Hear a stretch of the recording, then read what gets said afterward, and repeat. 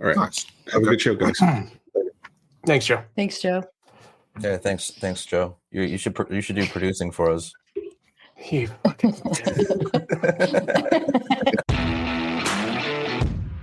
It's time for Bourbon with Friends, the bourbon podcast that never takes itself too seriously. Pull up a chair, grab a glass, and remember, a bourbon with friends can change the world. Here we go.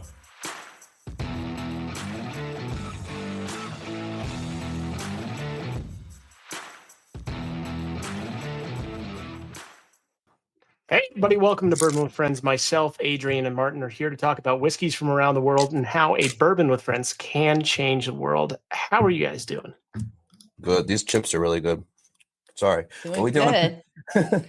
What are you eating a potato chip right now for? Good grief. Right before you're doing a tasting? That's a smart idea. You're a genius. It's got salt in it. Oh, that was good, man. Good weekend. Good hangs. I actually saw a buddy, that someone that I would consider family, even though I haven't seen his.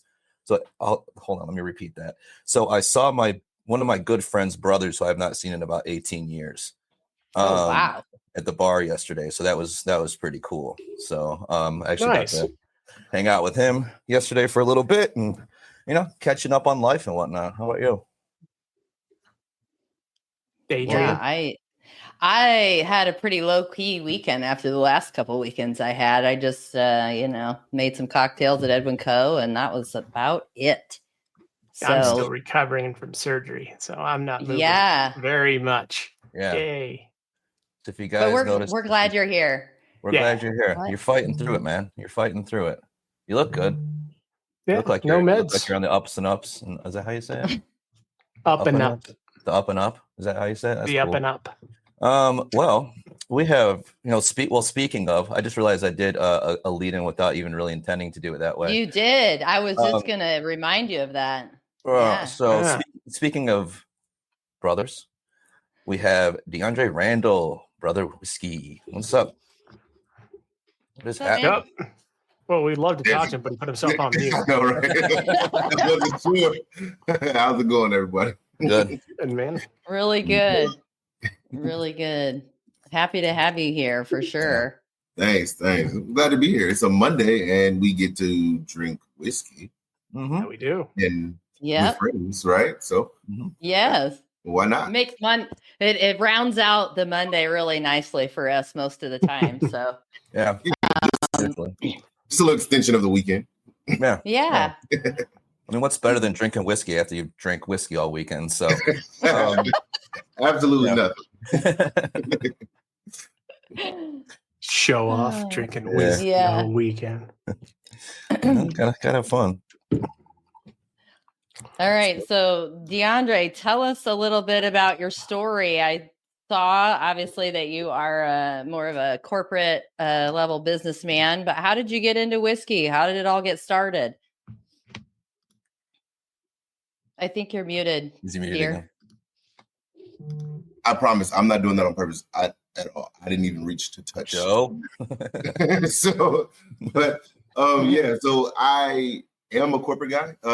Definitely a corporate guy. But that is what brought me to whiskey, first and foremost. So just like navigating throughout the corporate landscape, I am an engineer.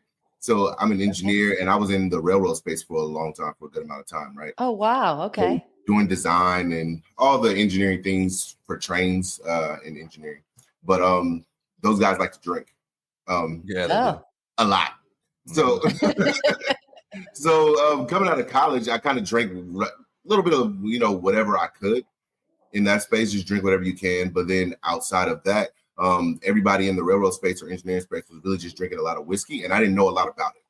So I would go to these functions, these networking events, or, company events and things like that. And everybody's talking about, I have this 12-year Macallan. I have this, I have that. Oh, it's finished in sherry cask. And I'm like, nice. But I didn't necessarily understand what it was, so I couldn't necessarily kind of join the conversation. So I wasn't able to communicate much with my, my counterparts. So I took that engineering side of me and I learned everything I could about whiskey.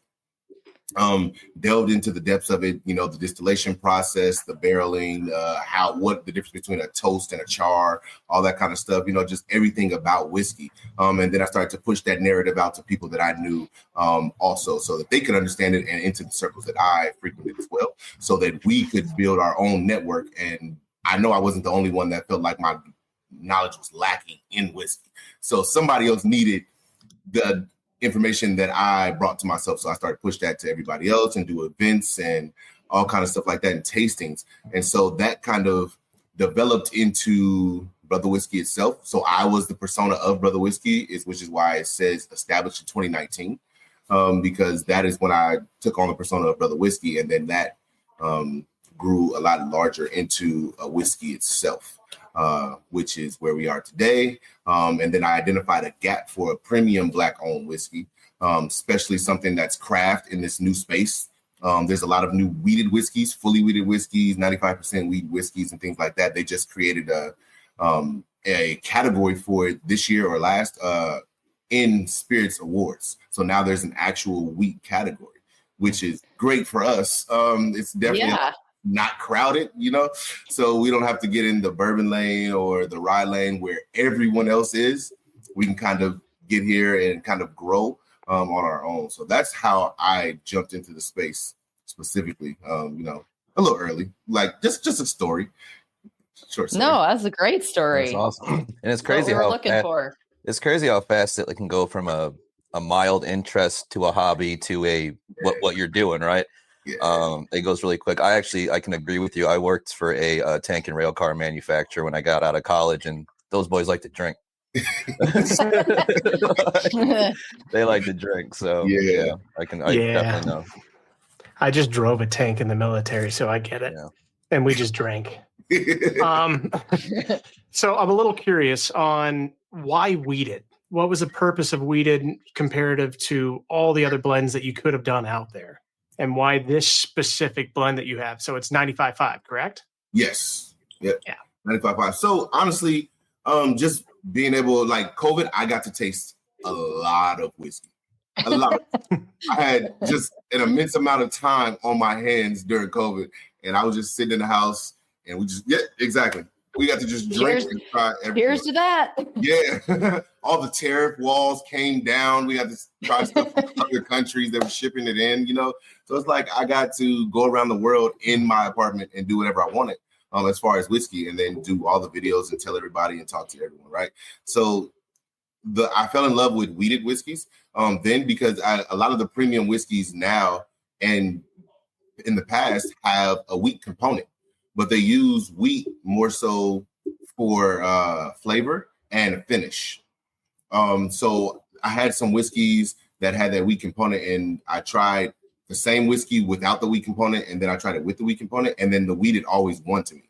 So it ages a lot better to me, and then there's more flavor, and it mixes with cocktails a lot better also. So it's not spirit forward in your cocktails. You're not going to taste all of the whiskey. You're just going to taste a little bit of the whiskey maybe, and you might even just feel the effect and not taste the whiskey, but feel and taste all of the cocktail. So that's a lot better for newcomers, and not just necessarily enthusiasts. That's a lot better for newcomers, especially because our whiskey is 101 proof. Right. So those guys that are looking for a great whiskey to mix, they don't have to drink a whole lot of, that's gonna put them exactly where they need to be. This is it for them. So that weeded category I loved, as far as I like the spice palette.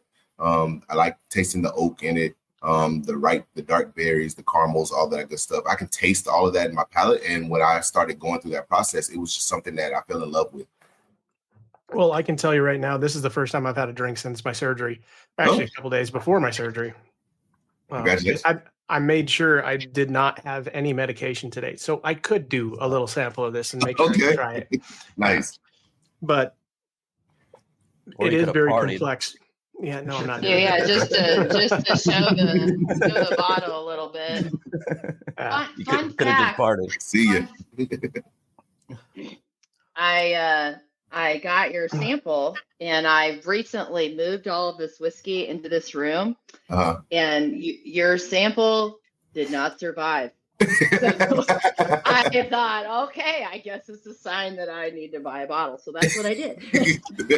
I felt really bad. It was the only thing that it broke out of everything, and I thought, of course, it would be something that I needed. But anyway, I'm not mad that I bought it. That's for Right. No. Cheers.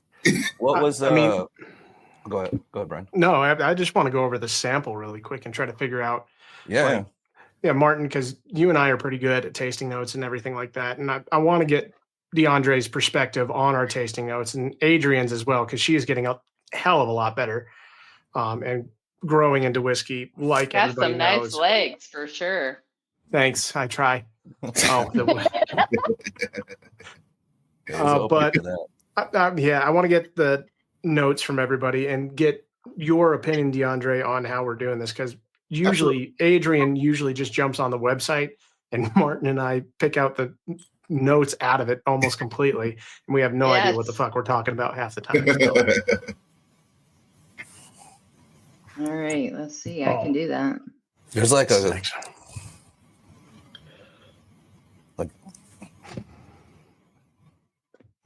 what is that? Let's see.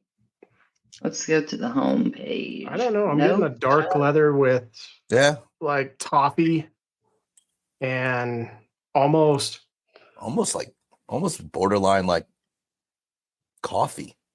I was gonna say coffee and licorice.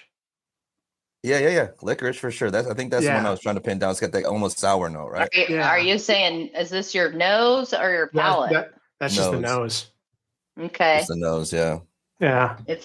I can read it too if you want to hear what it says. Like a For the nose? like a clove The spice. nose. Yeah. There's a Slightly, really beautiful cocktail on this webpage too. It's really pretty. The cocktail that's on here. And it reminds me, especially because I think maybe this is just one of those, like, because it's happening so much recently, like, you know, like when people, like my sister does it, where she'll get like the little, like around this time of year, she'll put like the cinnamon sticks and like the apple slices and like all that kind of thing, and let it kind of like be like an aromatic thing. That's what I'm getting right here. I'm getting that with this. That's what I put in my furnace, and it smells great. Yeah, that's exactly what I'm getting. Yeah. Like I love how you mentioned the I don't know how I want to say it, like the mixability, I guess, for cocktails. Yeah. I like how you said that, because I can see why I love making cocktails, but true story, I don't drink a lot of cocktails because I just drink whiskey like this most of the time. Yeah. But I have made, I've made a lot of different stuff. So this really would be, and it would be great for cocktails. And also you mentioned like the proof and how like it could be something that it could bring people to whiskey.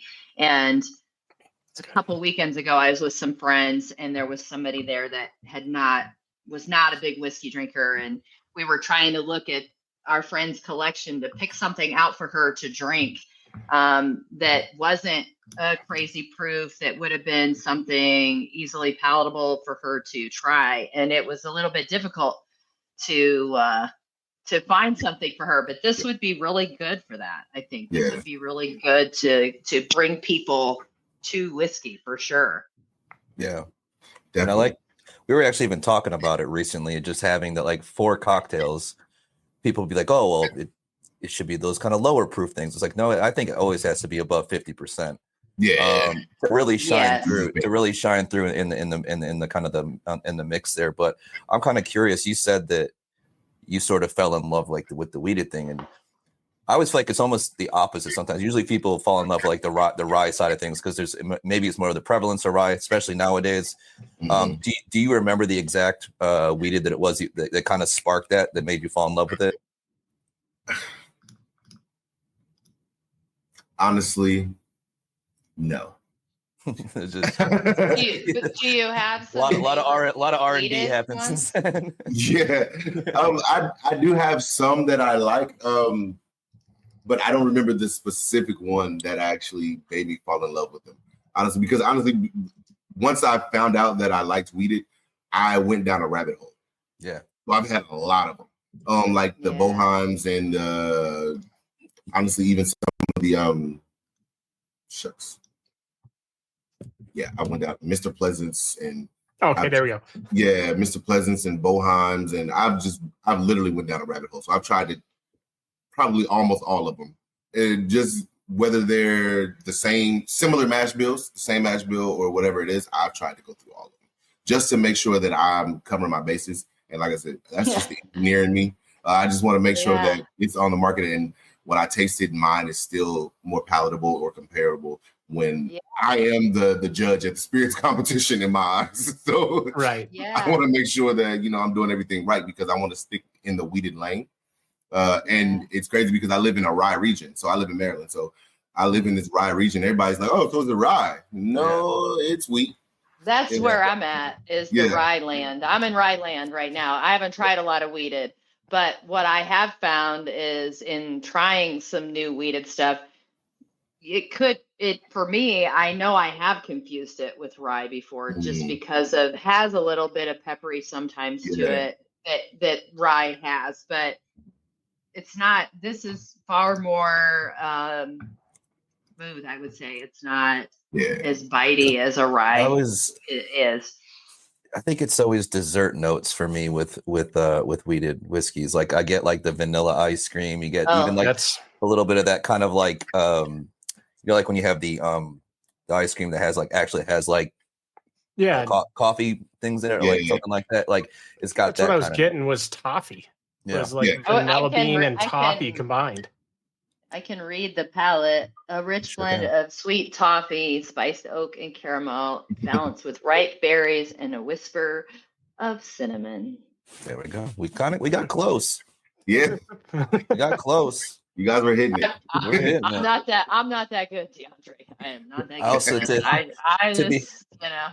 to be fair, I have been drinking weeded whiskey all week, and I was at a distillery on Saturday, and their whiskey they do is primarily weeded. So I feel like I kind of prepped myself for this. So where were you? Did Journeyman.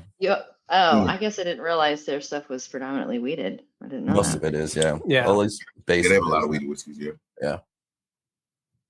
But yeah, no, this is delicious. I like this. It really is. I'm gonna get a bottle now. Thank you. I'm on my second pour, FYI. What's the significance in the labeling? Oh, so I'm glad you asked that question, actually. So I rarely get asked that question. People are like, oh, I like the bottle. I like the packaging and everything, right? But so the label, the Brotha whiskey, it was actually one of my friends that is a local artist. He actually designed the logo.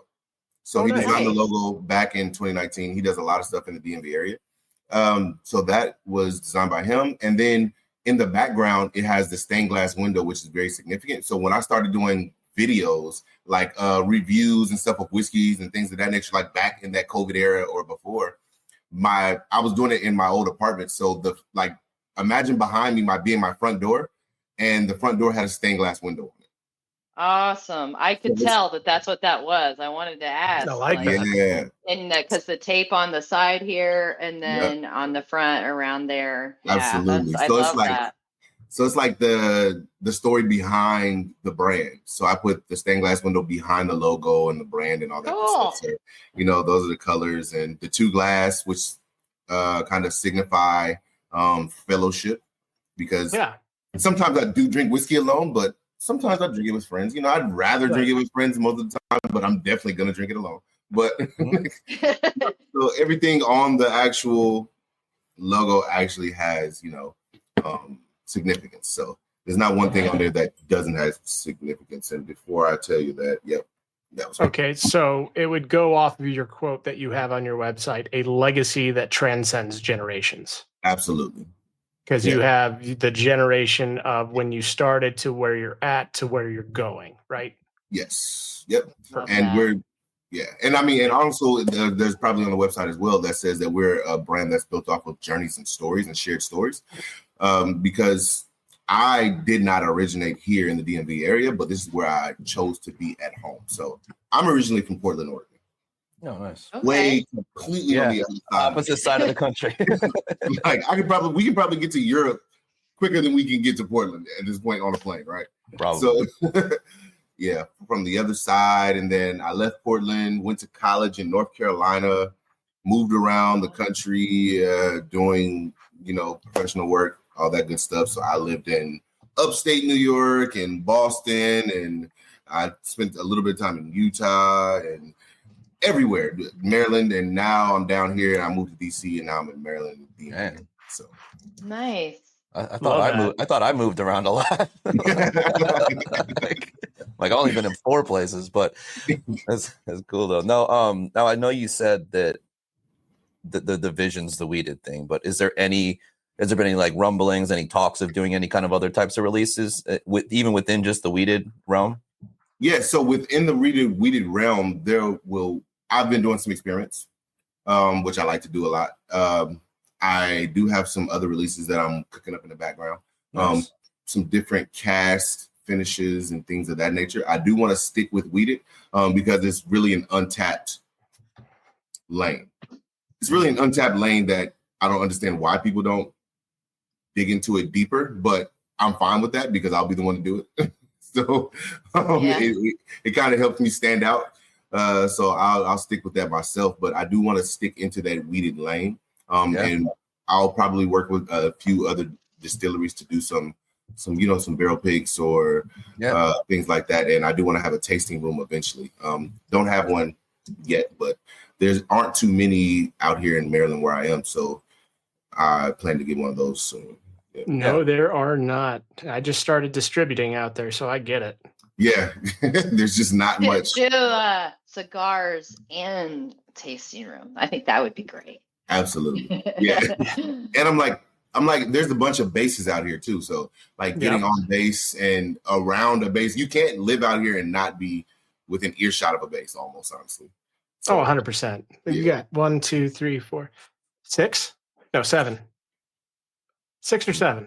Yeah. Memory serves me right. Yeah. Right. It's crazy. This is a lot of, and they like to drink too. So, and my first question when I'm doing a tasting, when I'm doing a tasting is like, so are you on base at Class 6 anywhere? I'm like, not yet, but soon. Right. Yeah, let me get there. They're like, okay. I guess I'll pay the taxes today. So yeah. That's awesome. So with your name, with the name Fellowship, it makes me think of, are you guys involved in any type of philanthropic work or work with any charities specifically, or would you like to? Yeah, so I don't do specific work with a specific charity. So I do a lot of work in the communities and do events and pair with those and sponsorships and stuff like that for community events and organizations and things of that nature. Because I'm community based. So honestly, I do a lot of community organization and I'm part of a fraternal organization that is community based as well. So I am in the streets with communities and do a lot of mentorship and stuff like that myself. And so now the brand does a lot of it also. So that is definitely a big part of what Brotha Whiskey is and that fellowship. Just supporting the communities that are around us and that support us also. So yeah. That's awesome. I love that. Yeah. Well, it's time, Martin. You got to ask that question. It's time. So, Deondra, we around these parts, sometimes we get nerdy with the whiskey, right? Which is the point. But sometimes we like to kind of break it up, ask something random, and I'll tell you how this started.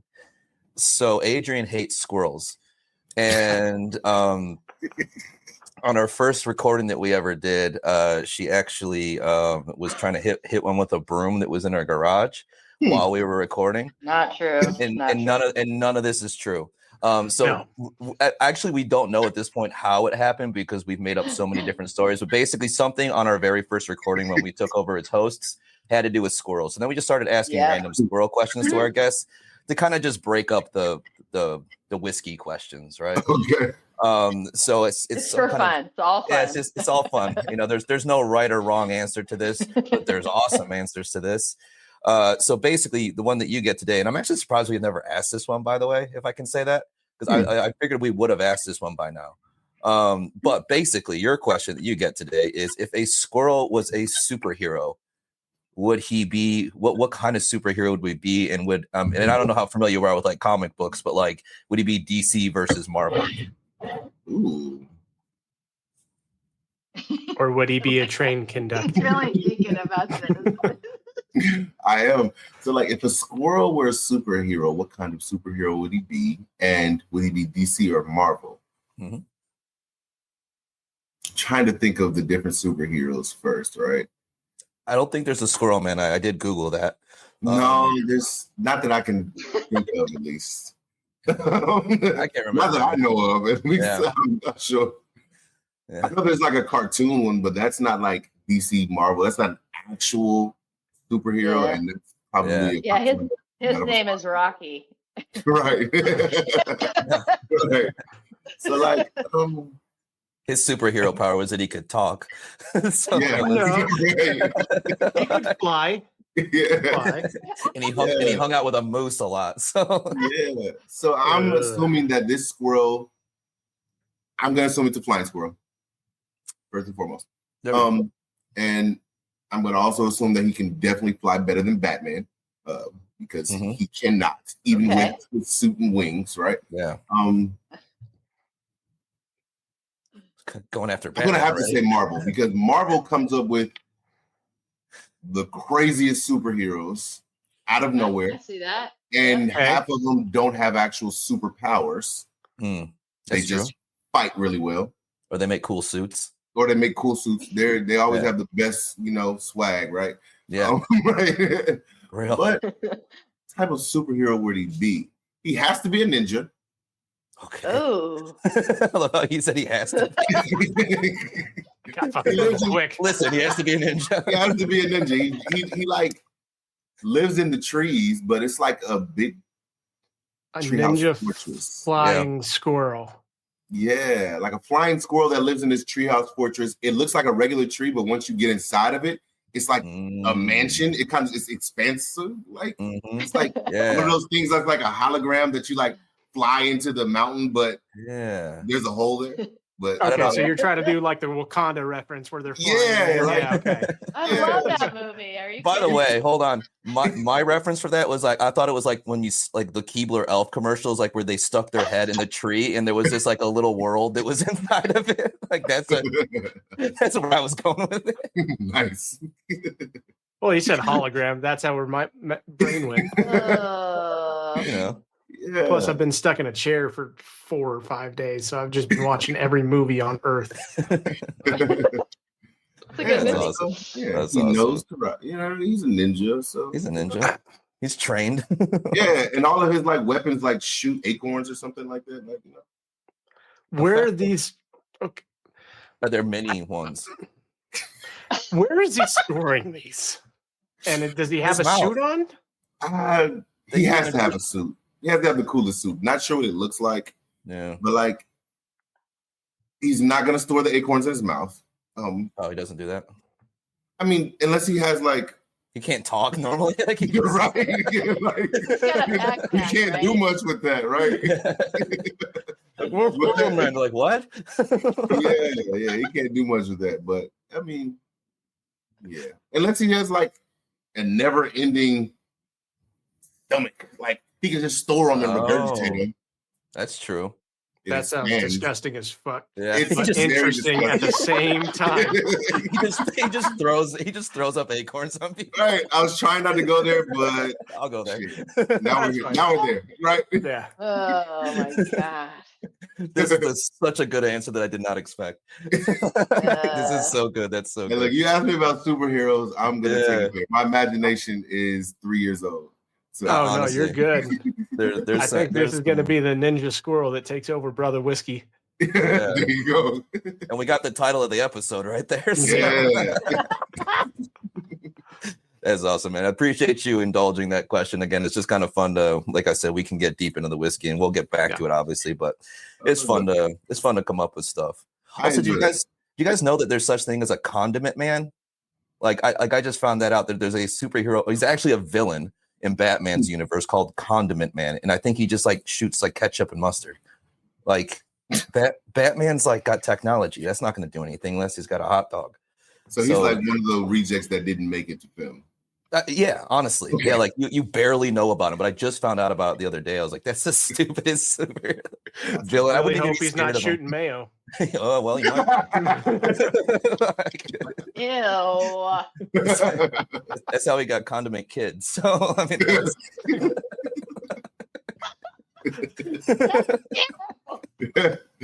Oh, hilarious.